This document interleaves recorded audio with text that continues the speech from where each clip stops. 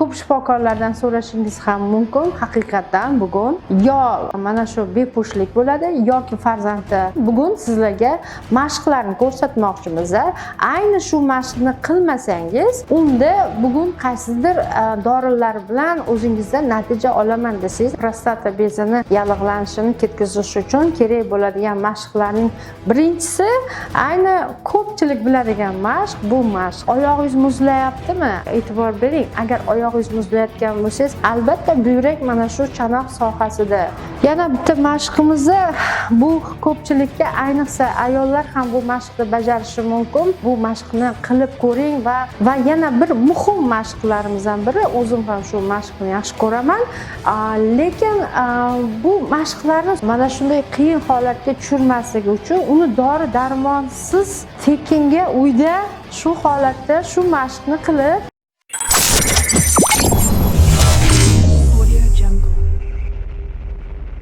Assalomu alaykum. Bugun siz bilan men Baxtnisa Azimbayeva yana yangi dasturimizda sizlarni ko'rib turgandan xursandman. O'ylaymanki, bugungi mavzumiz ham sizga yoqadi. Chunki bugungi kunda ko'pchilikka ma'lum, ayniqsa erkaklarimizni mana shu prostata kasalini, ya'ni prostata bezining yallig'lanishi, prostatit kasalligi bilan oldin 40 yoshdan kattalar kasal bo'ladigan bo'lsa, hozir uning yoshi yosharyapti. Ya'ni yosh yigitlarda ham shunday holatlar bo'lyapti va eng achinarlisi mana shu kunda menga qo'ng'iroq qilishdi bepushtlik haqida. Ya'ni mana shu farzand ko'rishga qiynalayotgan holatlar ham ko'payganini guvohi bo'lib turibmiz. Shifokor sifatida bu ko'p shifokorlardan so'rashingiz ham mumkin. Haqiqatan bugun yo mana shu bepushtlik bo'ladi yoki homilador vaqtida vaqtlik tushib qolishi, homilaning va uning o'smay qolishi haqida juda ham ko'p muammolar kelib chiqayotganini ayni kunda ko'pchilik mana shu urologga borishadi va ginekologga borishadi va infeksiyaga qarshi har xil bakteriya infeksiyalarni bilan kurashib qolamiz. Lekin faqat bakteriya infeksiya desak adashamiz, chunki mana shu prostata bezini yallig'lanishini kelib chiqishi ayni mana shu kichik chanoqdagi mushaklarning qisqarishi, mushaklarning yaxshi tarang tortilib turib, mana shu prostata bezi yo'lidan kanalini har doim evakuatsiya, ya'ni o'sha ichidagi chiqindi kerak emas toksinlarni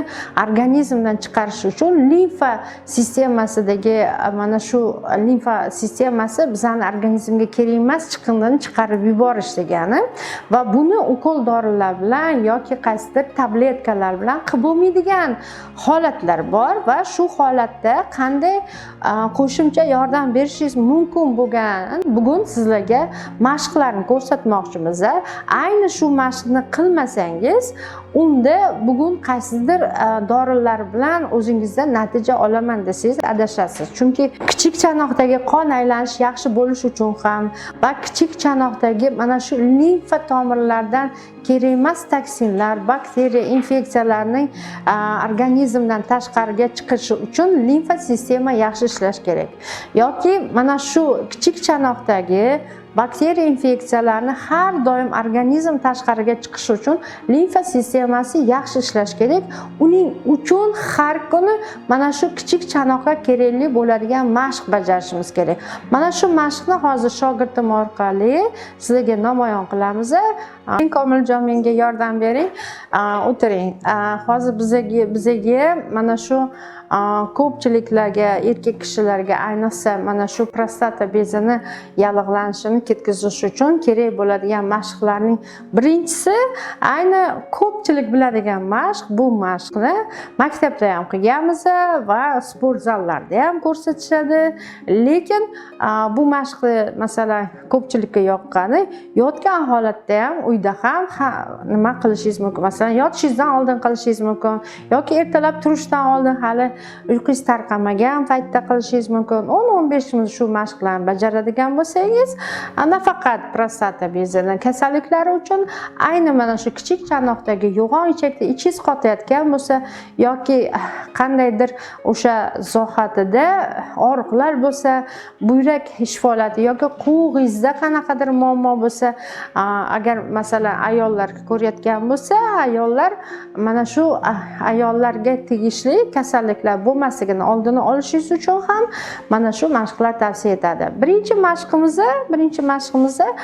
qaychi mashqini biz nimada maktabda ko'p qilganmiz. Oyog'imizni ko'taramiz va oyoqlarimizni qaychi holatida bajaramiz. 1 2 1 2 1 2 1 2. 3 marta bajarishdan boshlang. Har doim mashq bajarganda hali bunaqa mashq qilib yurmagan odamlar 3 tadan boshlang. Keyingi kuni 5 taga chiqarasiz. Keyingi kuni mana bir hafta 3 ta qilsangiz, keyingi hafta 5 taga chiqaring, keyingi hafta 7 taga. Ana shunday qilib 7 ta qilib hozirgi berilgan mashqimiz 5 xil mashq. Lekin aynan mana shu kichik chanoqda qon aylanishini yaxshilab, ana shu limfa sistemani yaxshilaydigan harakatga keltirmasangiz, organizm o'zini tiklay olmaydi. Shuning uchun ikkinchi mashqimiz bu oyog'imizni birgalikda yig'ib o'zimizga olib kelamiz. Oyog'imiz birga yig'amiz va o'zimizga olib kelamiz.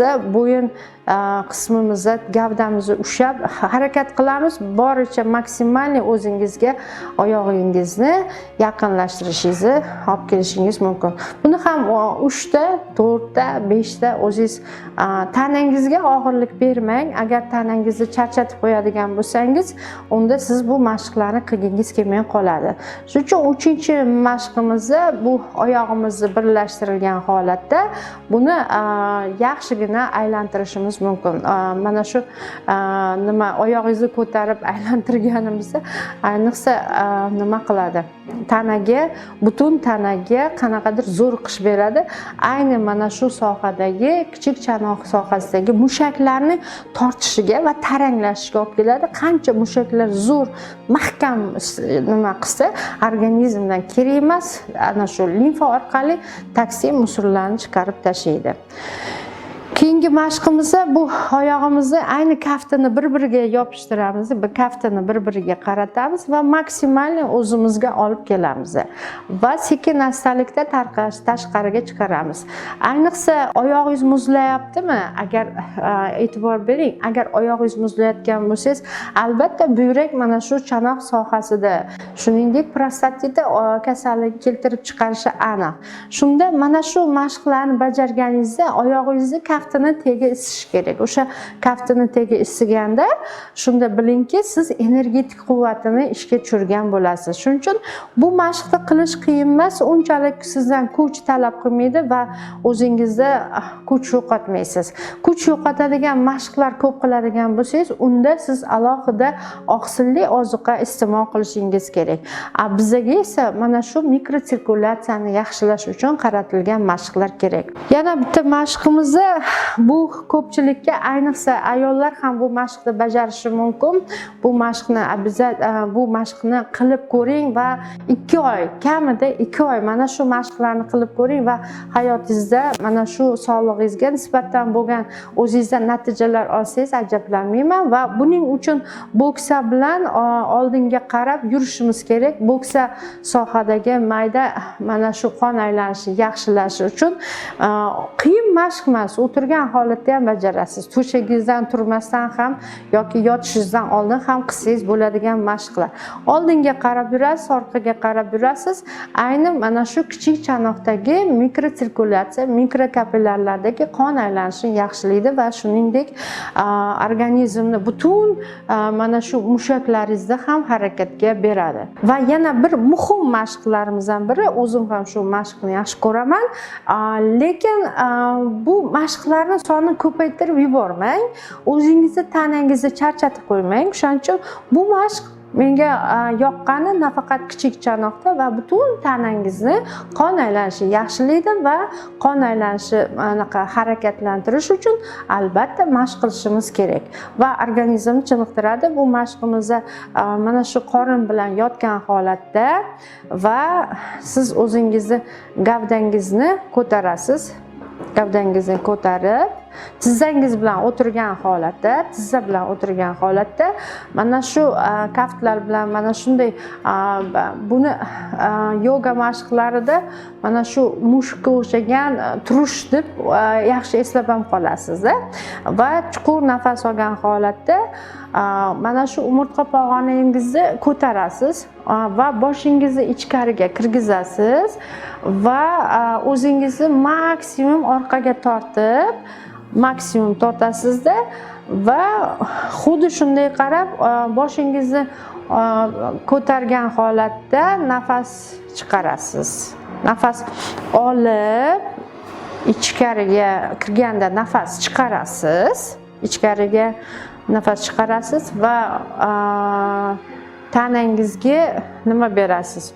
Maksimal umurtqa pog'onangizni bukilishiga yordam bering. Maksimal umurtqa pog'onangizni to'g'rilanishga harakat qiling. Umurtqa pog'onangiz qanchalik to'g'ri bo'lsa, o'pkadan tortib oshqozon osti bezi hamma butun tanangizni organlaringiz juda ham yaxshi sizga xizmat qilib beradi va ularni ham mana shunday qiyin holatga tushirmasligi uchun uni dori darmonsiz tekinga uyda shu holatda shu mashqni qilib shu kasallikdan xalos etishingiz mumkin o'zingizni. Mana bugungi bu mashqni bajaradigan bo'lsak, o'zingizni sinab ko'ring va bizga o'zingizni kommentariyangizni qoldiring. Mana shu yerda qoldirgan nomerlarimizda albatta sizga qiziq bo'lgan yoki sizni qiziqtirgan savollaringiz bo'lsa, mana shu yerda qoldirgan nomerlarimga o'zingizni fikrlaringizni yozing. Albatta mana shu siz bilan bog'lanishga harakat qilamiz va har bitta savollaringizga javob beramiz. Hammaga sog' bo'ling, omon bo'ling va yana ko'rishguncha deb qolaman.